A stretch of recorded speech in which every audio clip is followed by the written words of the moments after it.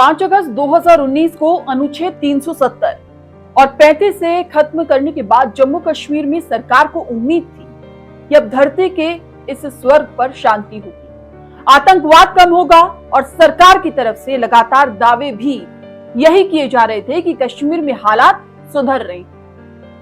कश्मीर में बढ़ते हुए टूरिस्टों की संख्या से सरकार अपनी पीठ थपथपा रही है और ये दावा कर रही है कि धारा 370 हटाने के बाद कश्मीर में हालात सामान्य हो गए हैं, पर अब हालात बिल्कुल इसके उलट हैं। कश्मीर में पिछले कुछ दिनों में गैर कश्मीरी या हिंदू नागरिकों को चुन चुन कर मारा जा रहा है। टारगेटेड किलिंग का ये दौर देखकर कश्मीर के हिंदू सहम गए हैं। अब आपको बताते हैं इस टारगेटेड किलिंग के पीछे की वजह क्या है। दरअसल कश्मीर में टारगेटेड किलिंग को अंजाम देने वाले चाहते हैं कि बाहरी लोग कश्मीर में ना रहें और ना तैनात किए जाएं। नतीजतन वो ऐसे ही लोगों को चुन चुन कर मार रहे हैं। सरकार की मजबूरी है कि वो घाटी से कश्मीरी पंडितों को वापस भी नहीं बुला सकती, क्योंकि अगर वो ऐसा करेगी तो ये उसके लिए बड़ा झटका होगा। क्योंकि केंद्र सरकार की तरफ से लगातार दावे किए जा रहे थे कि 5 अगस्त 2019 के बाद जम्मू कश्मीर में सब कुछ ठीक है और अब समृद्धि भी आ रही है। गृह मंत्री अमित शाह ने पहले ही साफ किया था कि सरकार की प्राथमिकता घाटी को आतंकवाद से मुक्त कराना है। हालांकि उन्होंने ये भी दावा किया था कि सरकार जल्द ही कश्मीरी पंडितों के पुनर्वास का काम पूरा करेगी। जम्मू कश्मीर में पिछले कुछ दिनों में कश्मीरी पंडितों या गैर कश्मीरी हिंदू नागरिकों को चुन चुन कर मारा जा रहा है। आतंकी कभी बैंक में घुसकर, कभी स्कूल में घुसकर, कभी दिन दहाड़े सड़क पर इन हत्याओं को अंजाम दे रहे हैं। आतंकी अब प्रवासी मजदूरों को भी अपना निशाना बना रहे हैं। एक के बाद एक हो रही टारगेटेड किलिंग के चलते कश्मीरी हिंदुओं में खौफ है कि कहीं अगला नंबर उनका तो नहीं होगा।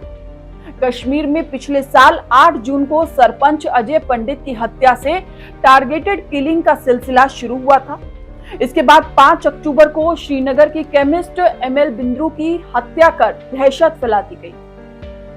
2 दिन के बाद ही यानी कि 7 अक्टूबर को आतंकियों ने एक स्कूल की प्रिंसिपल सतिंदर कौर और टीचर दीपक चंद की हत्या कर दी। इस साल मई में टारगेटेड किलिंग की 8 घटनाएं सामने आई। 12 मई को जम्मू कश्मीर के बडगाम में आतंकियों ने तहसील ऑफिस में घुसकर राहुल भट्ट नाम के अधिकारी को निशाना बनाया। राहुल की अस्पताल में इलाज के दौरान मौत हो गई। कश्मीरी पंडित राहुल लंबे समय से कश्मीर में राजस्व विभाग में काम कर रहे थे। दूसरी घटना 31 मई को कुलगाम में आतंकियों ने महिला टीचर रजनी बाला की गोली मारकर हत्या कर दी।